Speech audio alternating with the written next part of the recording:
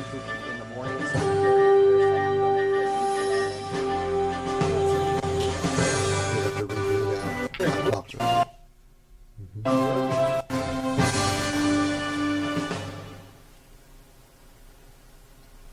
Good evening, and welcome to this edition of the Speakers and Leaders Hour.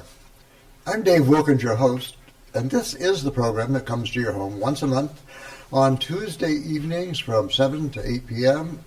We're here live in the library, and a little later on you can call us at 422-3902. We have operators standing by. But we are here to talk about our two very favorite topics. Of course, that's the Toastmaster organization, as well as the Parliamentary Society here in Fort Wayne. And I think that later on we're going to hear some very interesting news about that very group.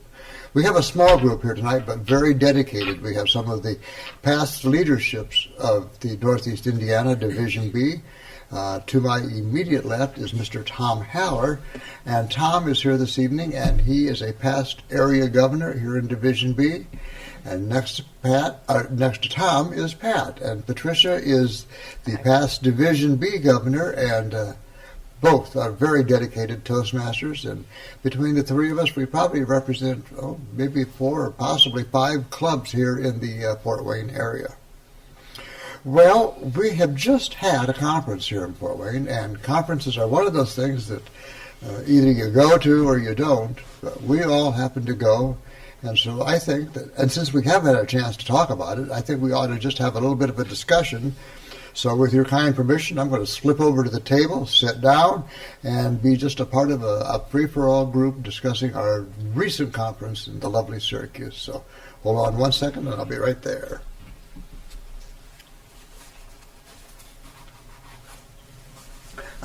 Well, when did you get to the conference, Tom? What night? Friday night. Friday night? Yes. And Patricia? I got there late Saturday morning. Okay, real late. Huh? Real late, yes. Okay.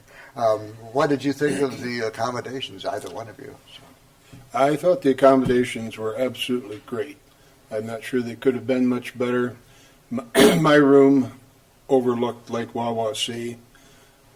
Didn't have a lot of time to spend in my room overlooking Lake Wawasee. It was absolutely beautiful. Lake Wawasee is, I assume many of you know, is the largest lake in Indiana.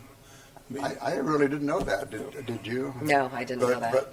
But I tell you, looking across all that water, it must have been, so it is the largest. I mean, obviously it's a lot smaller than Lake Michigan, which we border, but for lake entirely within our boundaries, why it's the largest. It's a very nice lake, lots of multi-million-dollar homes around the lake to look at. Did you check out the homes around there, Patricia? No, I was only at the conference for half a day, and I didn't spend any evenings or stay at the hotel. You didn't stay at the hotel? No. Well, Bernice and I were really astounded by our room. We had a huge, huge picture window across one wall, and when we wound the curtain open, like you said, Tom, there was the lake, and it was just all over right there, and bulrushes coming up the side. It was awesome. It was absolutely beautiful. And I think the hotel has been refurbished in the last few years. Do you know anything about that? Who did it or anything? Well, I assume safe to say the current owners did it. It's very recently refurbished. It's excellent. And the grounds are just so beautiful and well kept. And even this late in the year, there were still flowers and there were still pathways to walk on. And everything was so manicured and so well kept. I think it would have been a little cold to be out on the water, though, on either Saturday or Sunday. There were, however, people in boats out on the water. Not a lot, but there were some. I mean, they have to be some pretty sturdy people, if you ask me. Okay, well, we weren't there as much as to go to the lake as we were to have the conference. So what did you think of the conference? Let's start with Patricia. I thought the conference was well organized, and I thought it was well run. I would have liked to have had a little more communication as to where the breakout sessions were being held because, as I said, I was running late and I parked and went to the hotel and they said, well, you've got to go to the Hilltop Hotel or the Hilltop Center, I think is what it was called. And I got back in my car and drove around looking for a parking spot and I landed right back in the same parking spot that I was at before. So not much communication as far as where events were being held, and I thought that could have been a little clearer. What did you think of that part of the Tom?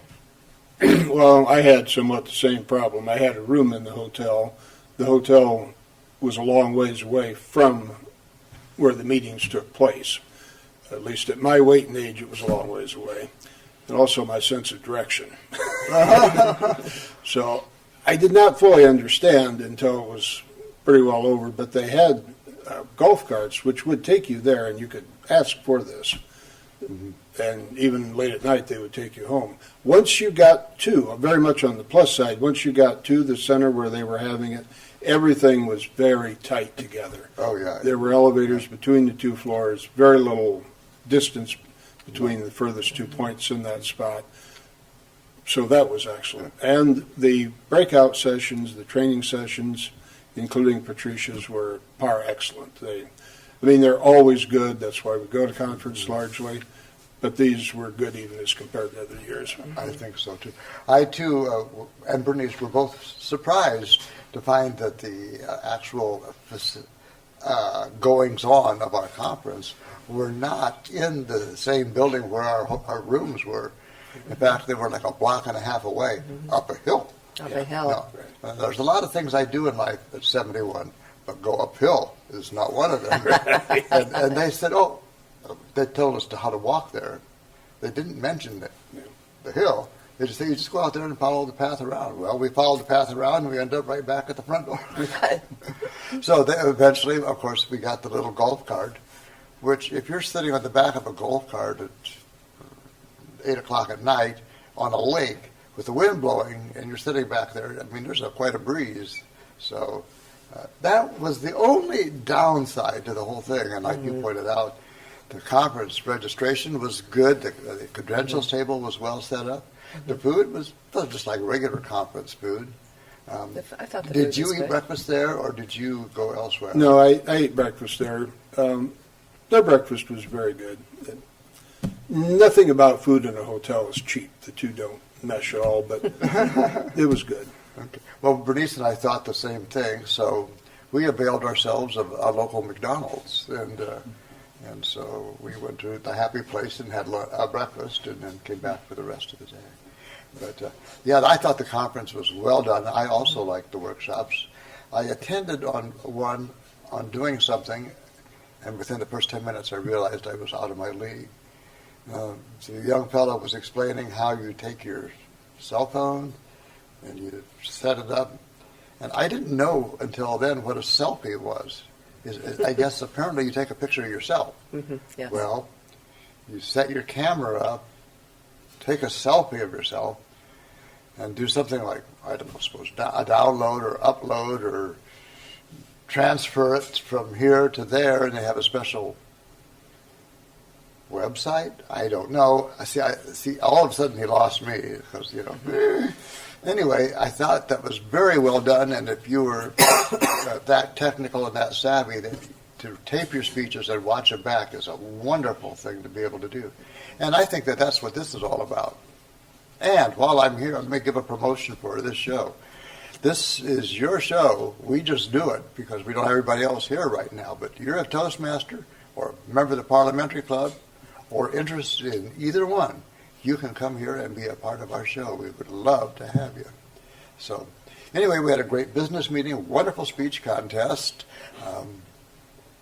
I'm married to the lady that took third place for all of Indiana and part of Kentucky, and she was very pleased with that. And the speeches, being humorous, were very funny. I mean, it was a good contest. It was a great contest. It was well run. I didn't see any snarf. Sometimes you see little errors. I didn't recall seeing any errors. They had I thought a little long, but an interesting program on the fun night before it. It was a murder mystery thing where you got to guess, who did it. It was basically an English cozy. Everything, in my opinion, was just very well done. Could have used a little more information on the golf carts, like I said. Yeah. But There was a lack of communication on that. Truly there was. But overall, I thought, gee, it was great. a good conference. And now, I'm not claiming to be a prophet, but I did from the very first time I spoke about it. I told people, I said, you need to get your reservations early. This is a small place. They've got really good prices. They're going to run out of rooms. Sure enough, they ran out of rooms. Some of even the big shots from Indy had to stay in other hotels. But that was their problem. But I'll tell you what, no matter where you stay up there, it's just bound to be beautiful. Mm-hmm. And to drive around and see those homes, and they're so unique. It's not like cookie cutter houses, bang, bang, bang, bang. Right. Each one is different and unique. And just from my vantage point, just standing outside, there was one with a turret, a little tower, another with a widow walk around the top, and you had to go very far to see one that was like a castle. It was really awesome. I truly enjoyed it. They had a lot of things you could do if you had time. I mean, they had a boat that you could go out on. It wasn't terribly expensive either. I think it was $10 to take a boat ride around.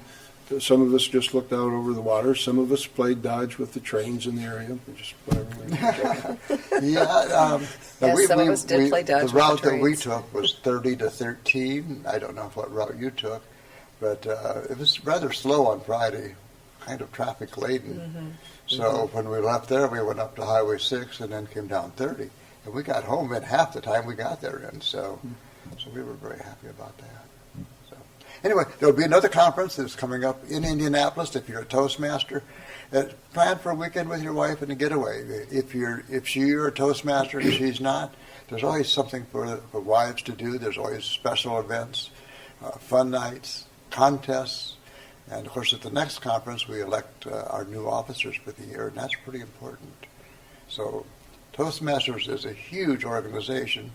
90 years old last month. 90 years old. Can you imagine that? We were formed in 1924. So We were indeed. Yeah, let me just urge you to consider going to a conference. I was a Toastmaster for many years, officer in clubs and so forth, and I never even thought about going to one. And I went to one several years ago, and I haven't missed any since. They're a twice-a-year event. And, well, there's some expense, so forth, but in my mind, it's well worth it. Lots of information and lots of networking, all in a very short period of time. And the wonderful thing about a Toastmaster conference is we're organized. Oh my God, are we organized? I mean, we do things on a schedule to a time.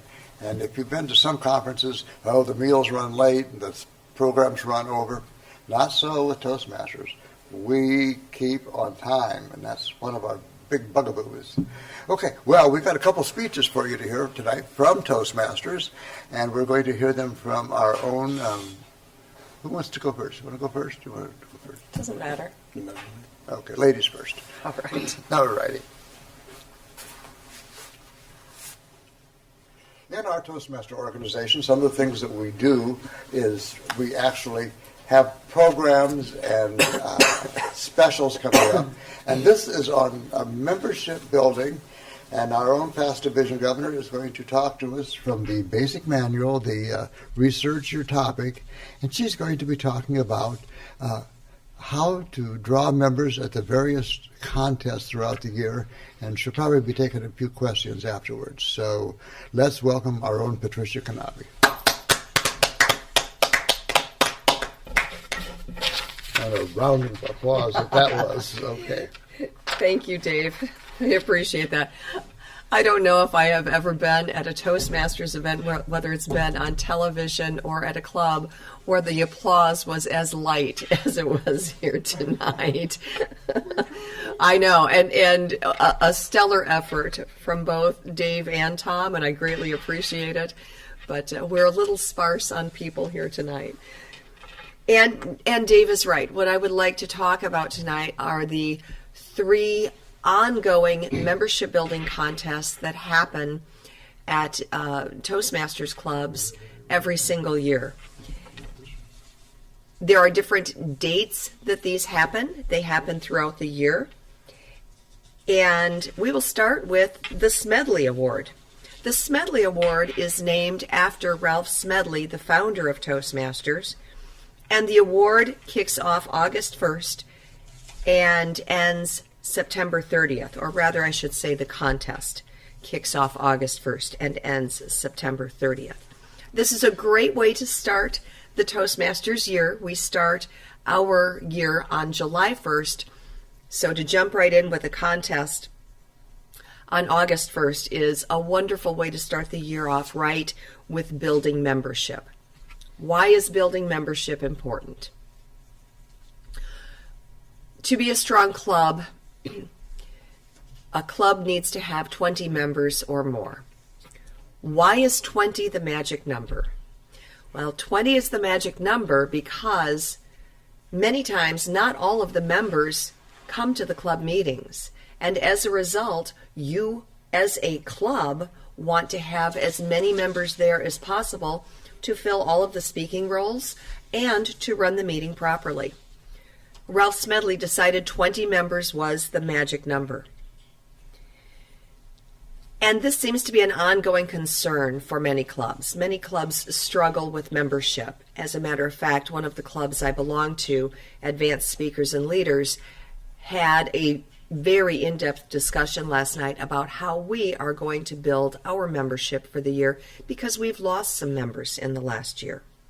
The Smedley Award is one way to build membership at the beginning of the year. A club that brings in 5 new members, dual members, or reinstated members between August 1st and September 30th win the Smedley Award.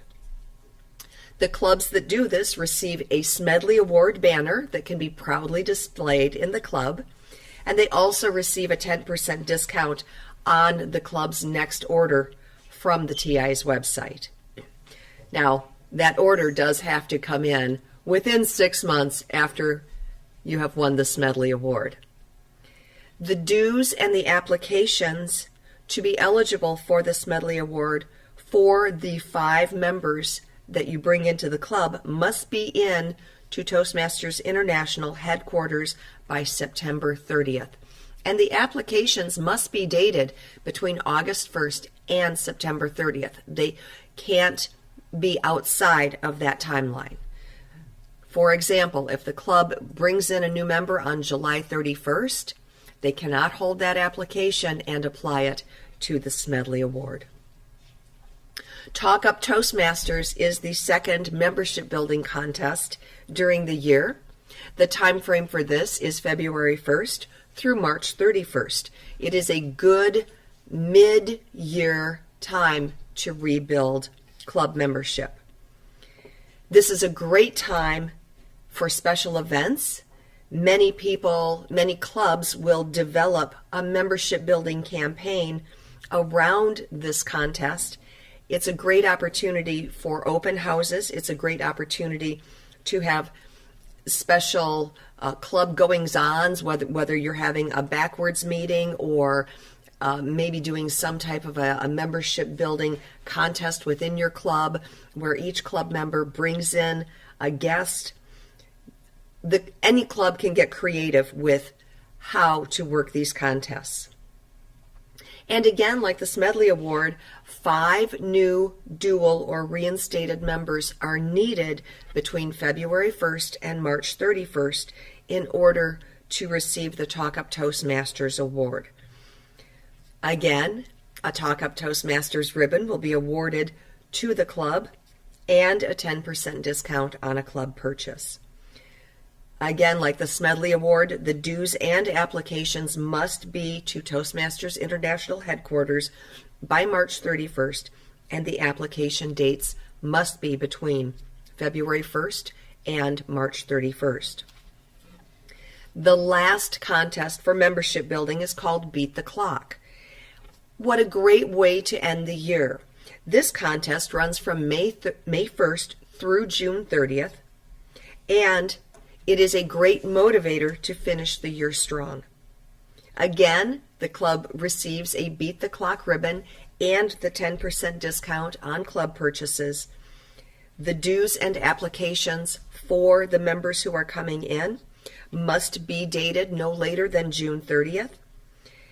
And again, we are talking about 5 new dual or reinstated members to earn this award. 3 great contests, 3 great ways to build membership within a club. They are sporadically scheduled throughout the year so that clubs can take advantage of all 3 of the membership building contests if they choose to. I urge you, if you are in a Toastmasters club, to go to TI's website, look at these awards and look at these contests and get your club involved in some membership building activities. Mr. Toastmaster.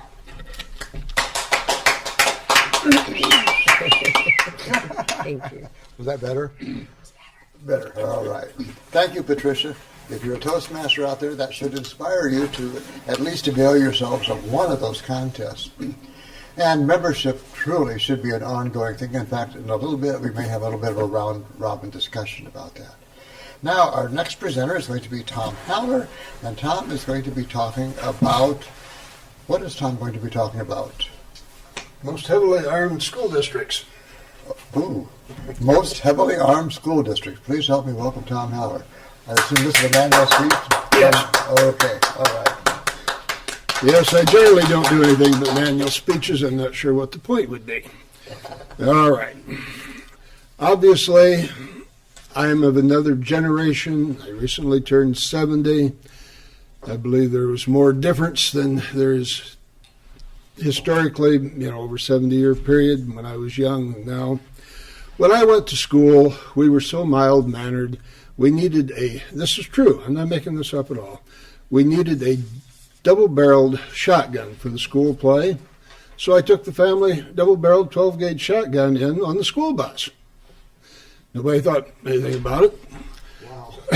Yeah, try that today. Try that today indeed. I mean, everybody, at least the boys, had knives. The girls may have had knives too. We just didn't provoke them enough to find out for sure. Wait, I mean, when the kids would sometimes gather at school in the evening, they would all be armed to go out and hunt whatever it was they went out to hunt. But just now, of course, we've had several killings. Large numbers of people sometimes have been killed by crazy students. And we have combined that with a rather interesting program by the government, colloquially called 1033.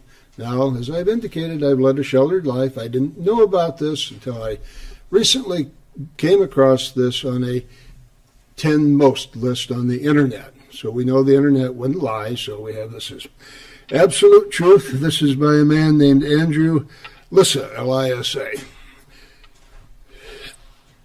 It seems that the government had a relatively good, I would have thought benign idea of giving their surplus equipment to other groups, such as police forces, and also schools. Now, a lot of this equipment is harmless things. Well, it depends how you look at harmless, but things such as printers, computers, supplies, office supplies of all kinds.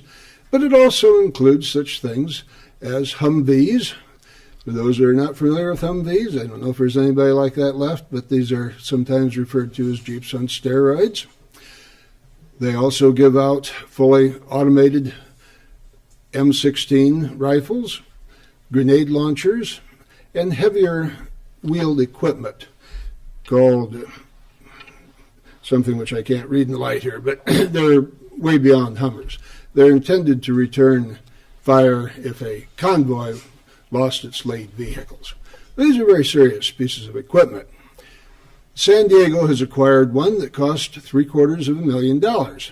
Now, that's the taxpayers that paid $750,000. The school district only had to pay $5,000 to get it transported to their school system.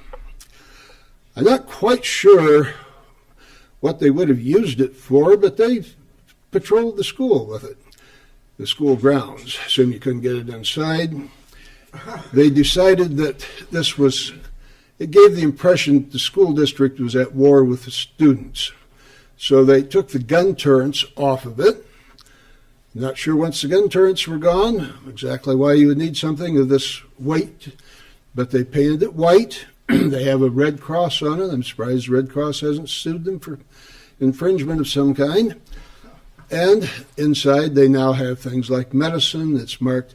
It's a search and rescue vehicle. I'm not sure how big the San Diego grounds are that they would need a search and rescue vehicle to find people, but that's what it is. They have medicine, and I didn't think about this, but I'm sure it'll seem obvious to you.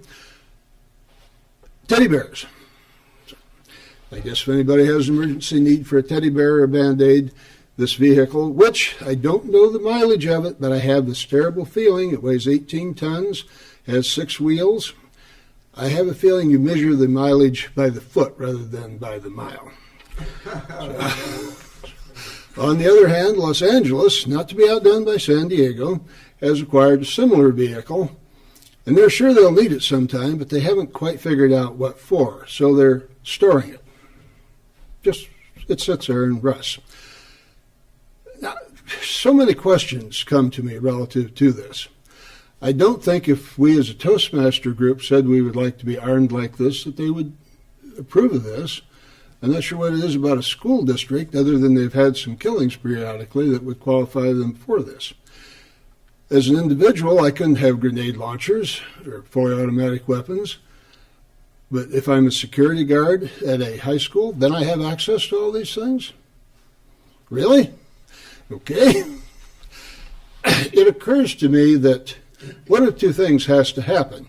Either you have to spend a small fortune training people and updating this equipment, gas, ammunition. I mean, you may not realize it, but one of the main things that brought the Hatfield and McCoy feud to an end in the 19th century, neither side could afford the ammunition. They kept selling off land to buy more ammunition. Most of the communist countries outside of Russia didn't have much ammunition. A lot of it was just kind of all pretend. Everybody standing around with an empty gun. That's one reason why they collapsed. So, do we do that, or do we just leave the stuff set and forget about it? Why did we get it in the first place? Might not some terrorist group think that this would be a heck of a treasure trove? Who's guarding this stuff? Would they even notice it if it was stolen in many cases? I mean, these M16 rifles are configured so they can be semi-automatic, fully automatic, or shoot in 3-bullet bursts. I just don't really see the need of this. We never had anything come up when I was in school that required a police presence, but I'm pretty sure if it had, they would have called the sheriff, and eventually, when they got around to it, they would send a deputy out. I would think that perhaps we should have well-armed police that could respond to a terrorist situation. But I'm not even sure the police need all this equipment, and I'm pretty darn sure that the school districts have absolutely no need for this kind of equipment. I think it's bizarre that they have it. I think it needs to be brought to an end. I would strongly recommend that this ridiculous program be replaced by teaching the students Toastmaster and parliamentary procedure so that they could talk and work these things out between themselves without needing to resort to this ridiculous violence, which has been such a plague in our schools, and which I don't think will be solved by having a anti-tank weapon at the disposal of every principal. Mr. Toastmaster, take it away. Okay. And the crowd goes wild. Yeah. All righty. Well, thank you very much, Tom. That's a lot to think about. We don't really realize what's exactly going on in our school system. Well, we have almost exhausted the first half hour of this program, and it's time to take a little bit of a break, so we're going to have our public service announcements go through.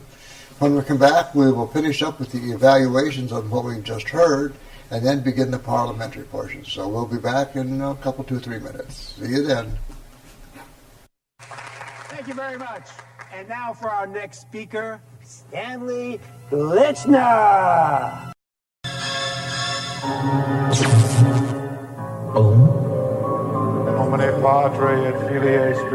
Speaking in public doesn't have to be a death sentence. At Toastmasters, we can help you overcome your fears.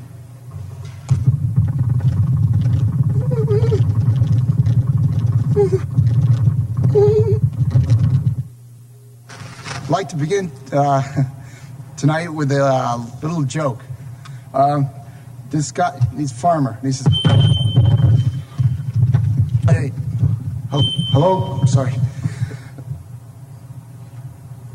But seriously, folks, Speaking in public is no joke. doctor says, chicken says, For help, call Toastmasters, the public speaking support group. the chicken. All the education in the world won't help you get ahead in life if you can't express your ideas effectively. Every day, competition for advancement gets tougher and tougher. You need an edge. A Toastmasters club can give you that edge. A low-cost learning experience for men and women. Toastmasters gives you the confidence to express your ideas to anyone. Get the Toastmasters edge.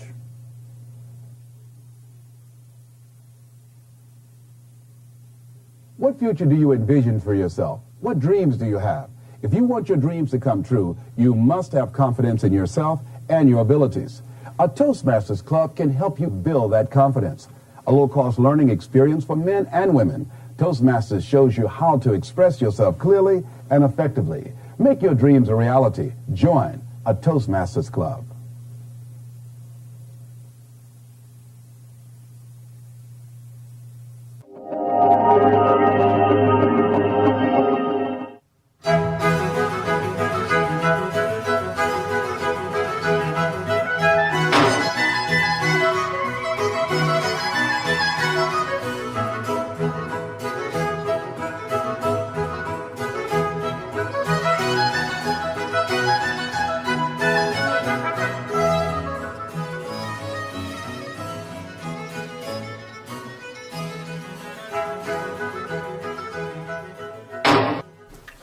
And we are back with the second half of the program. But we have a little bit of mopping up exercise from the first half, which would include the evaluation of the two presentations that we heard. Our first presenter was Patricia, and she was speaking from the basic manual, the Competent Communicator Manual, and she was talking about the topic of research your topic. Her goal was to look through the material, find what she needed to put her presentation together, put it together, and then deliver it to us. And she chose for her topic this evening the different awards that are awarded by Toastmasters throughout the year on membership. And I have to say, membership is the thing that every organization is always looking for. And I have to say that she certainly knew her audience. Of course, we are Toastmasters, and that's one of the things that we're most concerned about. And not only that, it was well researched. Her main points were supported mostly entirely by the Toastmaster material about the various contests. She was very thorough in giving us the dates and the time parameters and the requirements for each one to be an award. And there's some monetary incentive there, so that's not bad. Her support material was quite well put together. Her purpose, I thought, was quite clear. She told us what she was going to talk about. And then she talked about it, and then she told us what she said. I mean, that's the perfect little package right there. And it was extremely well organized. She had the opening, the body, the close, the way it was supposed to have. Because we were using a lectern here and we're constrained by the microphone, there's not a lot of body language that you can really get into. But where it was appropriate, she did use natural gestures. I'm getting a little feedback from the booth up there. That's kind of fun. That was one of our directors. He's back there doing this. Just to confuse me. All right. What could you do to improve the speech? Well, you're a very natural speaker, and it shows that you do it a lot. I don't know, maybe visual aids, maybe a picture of each award. I know there was a club some years ago, it no longer exists. It was the Canterbury Green Club, and they had what they called the Smedley Award, and this was something they did themselves, and they had a picture of Ralph Smedley in a nice frame, and in order for this award to be presented at any given meeting, they had to, someone had to nominate it, and then somebody had to second it, and they voted on it, and they had to have a majority vote of all the people there that thought that person was deserving of it. And if that was the case, their name got written in on the award. It was kind of an interesting thing to do. I often wonder whatever happened to that photo and that frame with all those names on it. And what did I like most about your speech? That's what I like most about everything that you do, Patricia. You convey sincerity. You really, you bring yourself across. You show us your heart, and I think that's the best thing that's possible. Okay, and that is my evaluation for your research the topic. And now, Tom, do you have Patricia, you have an evaluation for Tom. Yeah, do you want to come up here and do that, please? Sure, I'll be happy to. Okay. Crowd goes wild once again. Thank you, Dave. Tom was speaking from an advanced communication manual called Public Relations. And this is speech number 3, project number 3, the persuasive approach. Tom's objective was to persuade the audience about a particular point of view he held. How convincing was the speaker's argument on his point of view? I felt it was very convincing, and I felt it was convincing because, Tom, you gave us very good, specific examples of why you felt the way you felt. How effective was the speaker's emotional appeal? Very good emotional appeal, great vocal inflection, a lot of passion in what you said, Tom. I could feel the frustration and the anger and all of the feelings that you are feeling when it comes to this particular topic. How closely did the presentation relate to the audience's interest? I don't have any way of judging that. We didn't have any call-ins during the speech to have discussion about the speech. There really was no way for us to tell how this related to audience's interest.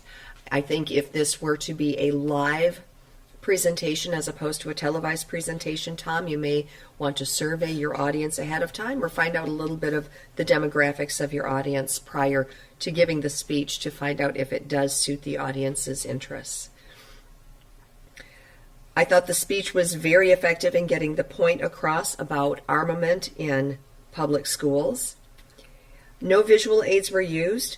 I particularly liked the call to action.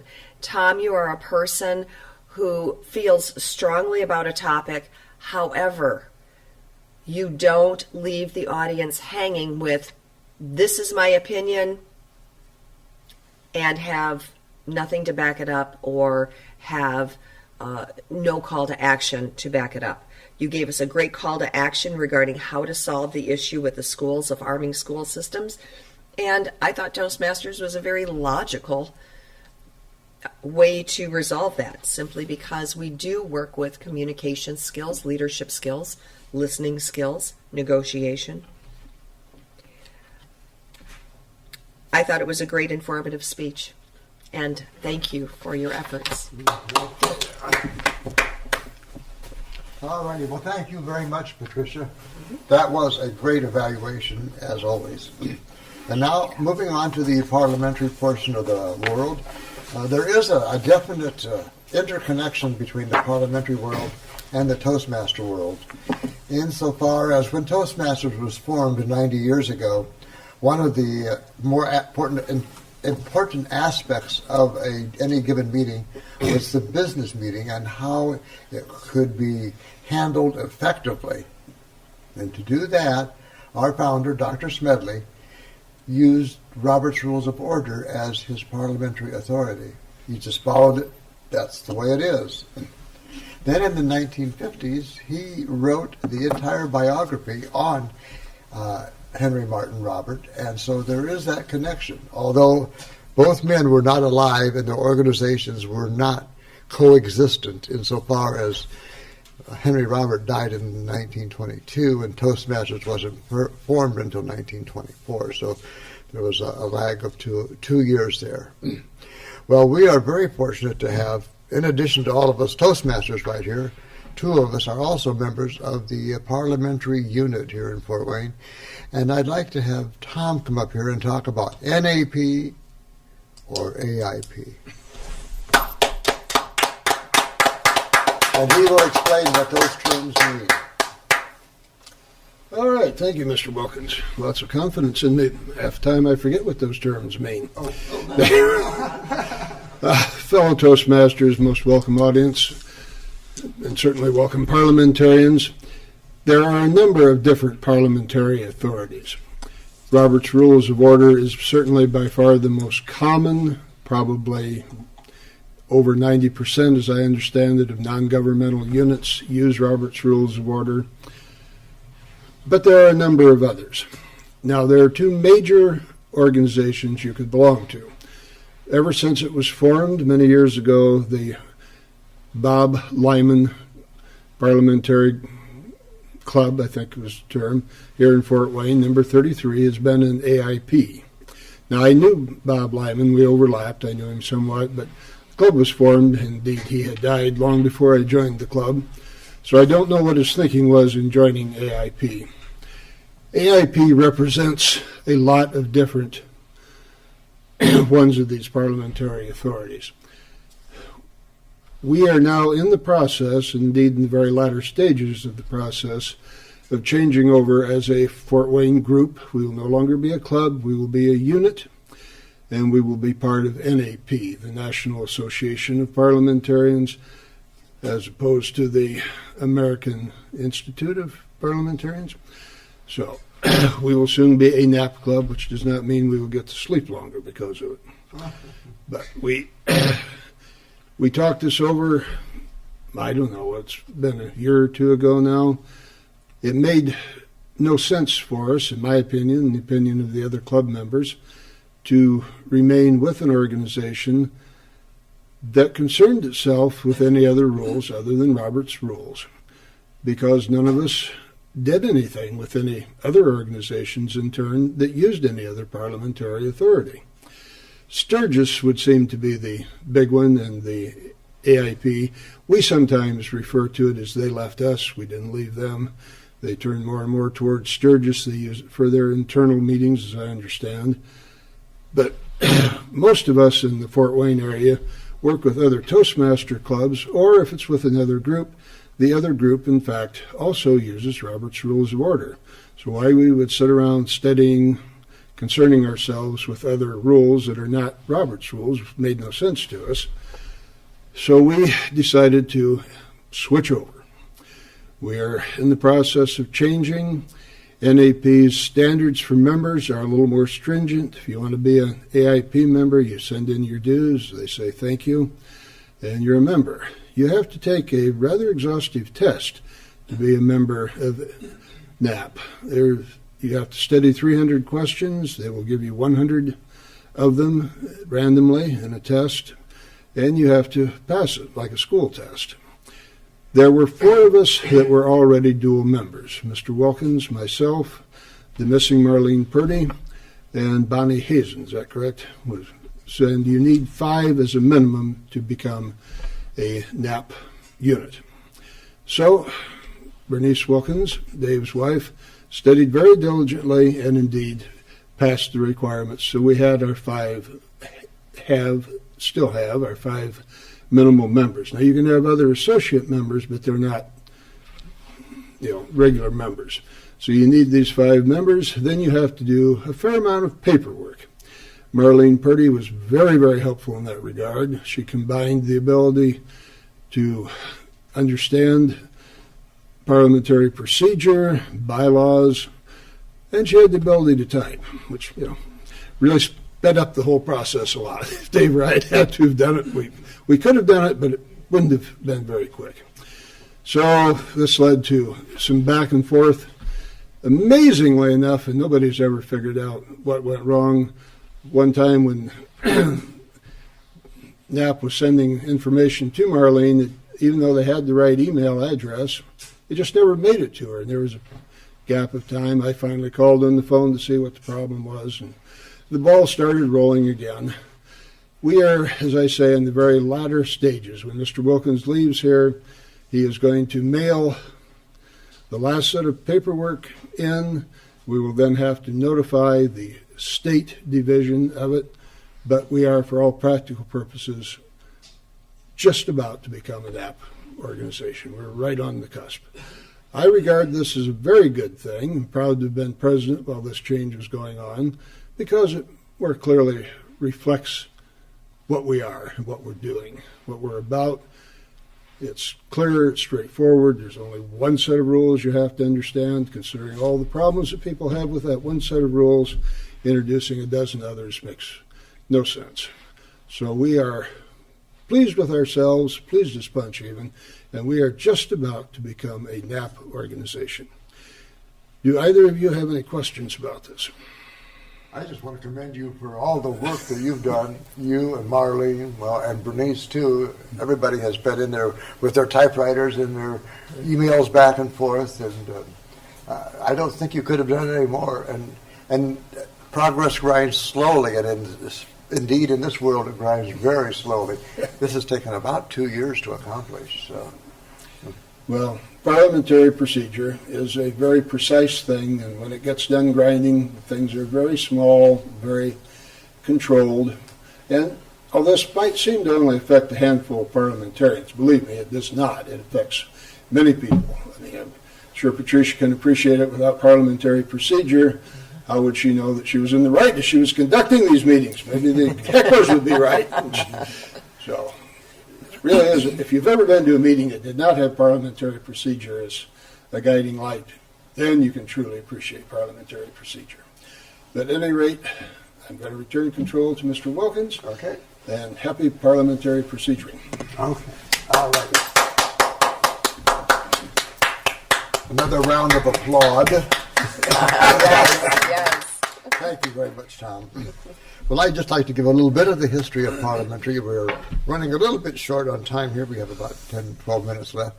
But what I want to talk about is some of the history of parliamentary procedure, where it began and how we happen to owe our allegiance, as it were, to the man who wrote this book. Well, not this book. This is the 11th permutation of it. This is the 11th edition. So it has gone through a lot of changes. It went from 176 pages to 716 pages. They just switched the numbers around there. But it's a rather daunting book. It's kind of like Chilton's manual on how to fix your car or how to hold a meeting. And everything you need to know is in here. And so we have a club here in Fort Wayne that will teach you everything you need to know on how to handle a meeting. And that's one of the reasons that we're here. And those meetings are held regularly here in the library on the third Monday, and they're held down the line here in the Globe Room from 6:30 until 8. We have a short business meeting. Well, lately they've been rather long and involved, but we have a short business meeting. And then the program actually consists of either practice sessions or a workshop or a lecture on some portion of parliamentary procedure. Some evenings we have open discussion. Now this may sound like, and it isn't. I'm telling you, it can be fun. In fact, it can be exciting. People, well, we make it fun. We make it exciting. And it's the people we draw in love it and stay. It's the hard part. You got to grab them by the collar, and you got to just keep pulling them in until you finally get them. But it's a very wonderful organization. Now, who is Henry Robert? Just a man, you know. First off, his name is Robert, not Roberts. They're his rules. That's why it's Robert's Rules of Order. Robert wrote them. And he wrote them back in 1876. He was in the United States Army. He retired as the Brigadier General Corps of Engineers, the United States Army. But while he was asked to conduct a meeting in about 1864. And when he went to conduct that meeting, he said at that time, the only thing I knew about parliamentary procedure was that at a proper time you said, all in favor say aye, and at other times you took the little gavel and you went. He said, that was all the parliamentary procedure that I knew, and I trusted that to Providence that these people would behave themselves. They did not. This all happened in New Bedford, Massachusetts, just before the Civil War. They were trying to decide about building armaments around their city. Now, as usual, there's always more than one group who wants to decide things. And there were two groups that definitely had, well, we're going to build fortifications this way. Another group said, nope, We're going to build them that way. He didn't know how to lead. He didn't know how to balance the discussion for and against. He didn't know when or how to take a vote.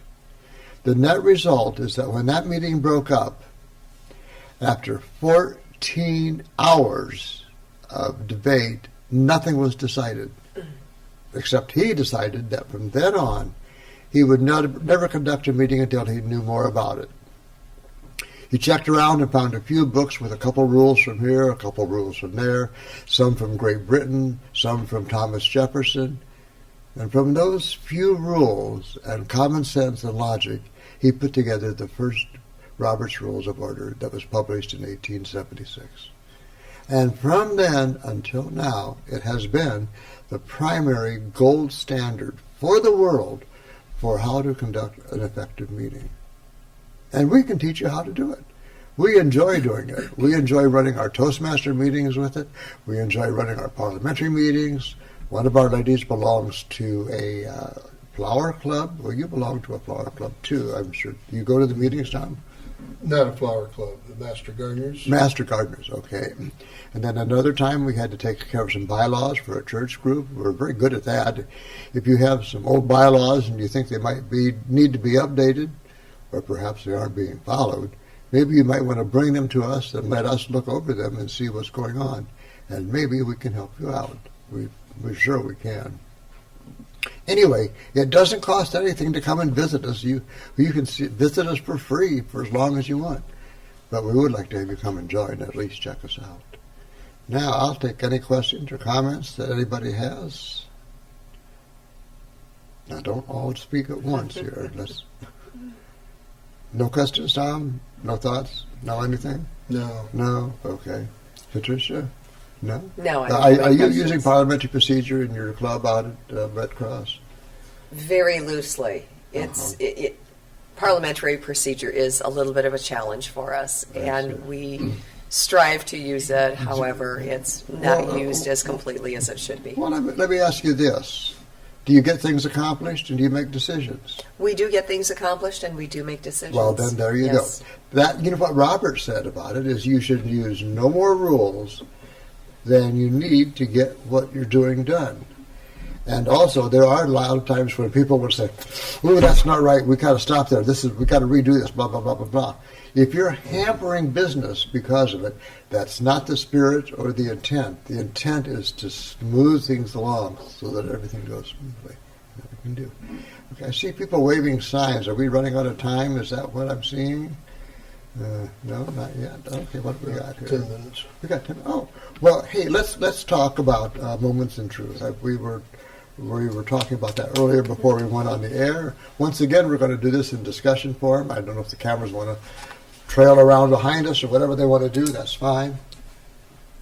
But we had a very interesting program last night presented by Patricia, and it's from Toastmasters International. Can you give us a little bit of an overview of what it is and what we accomplished with it?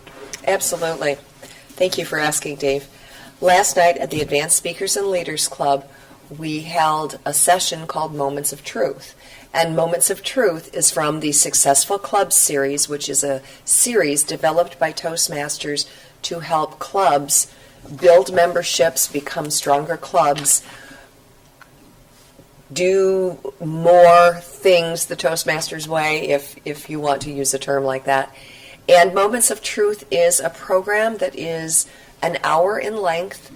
It involves a lot of interaction with the club members because it is a way for the club to look at what are we doing well, what do we need to improve upon. And the crux of it is no club has the ability to make a good first impression the second time around. And many clubs fail at engaging their guests, asking their guests to come back, asking their guests to join the club.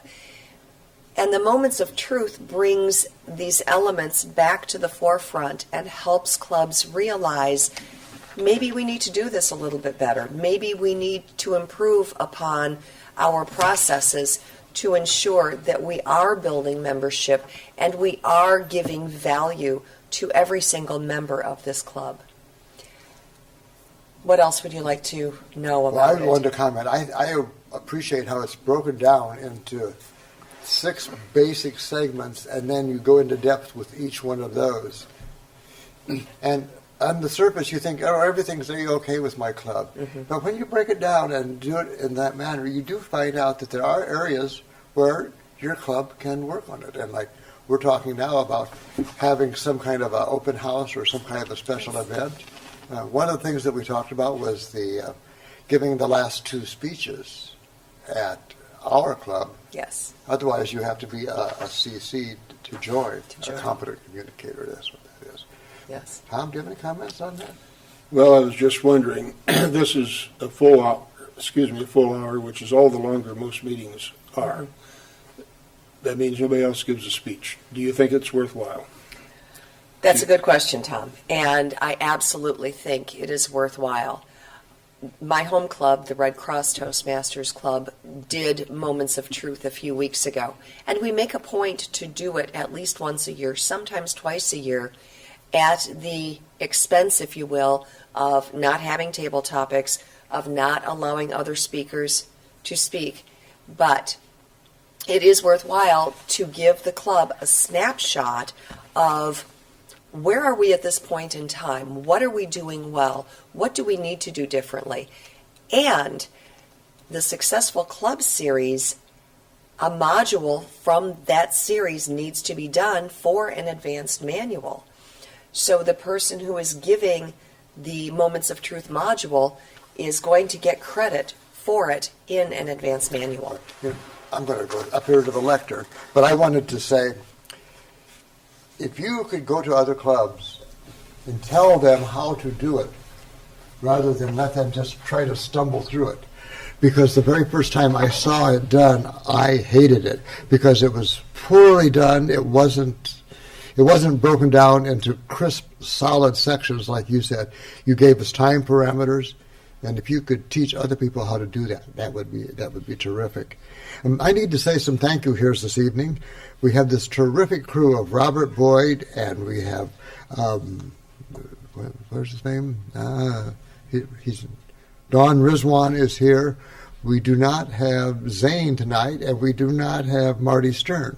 But we do have a new camera operator, Wesley Pollard. Thank you so much for being here, Wesley.